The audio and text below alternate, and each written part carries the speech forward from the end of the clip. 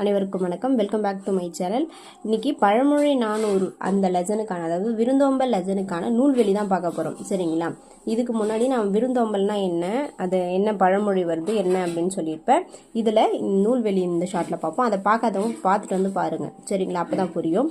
First one, பழமொழி 400 நூலின் ஆசிரியர் முன்னுரை அறையினர். நான் போன ஷார்ட்டில் சொல்லியிருப்பேன். இவர் கிபி 4ஆம் நூற்றாண்டை சேர்ந்தவர். ரொம்ப ரொம்ப இம்பார்ட்டன்ட். 4ஆம் நூற்றாண்டு. முன்னுரை அறையினர்னா 4ஆம் நூற்றாண்டு. பழமொழி 400 நூலின் கடவுள் வாழ்த்து பாடல் மூலம் சமண சமயத்தை சேர்ந்தவர் அப்படின்னு சொன்னாங்க.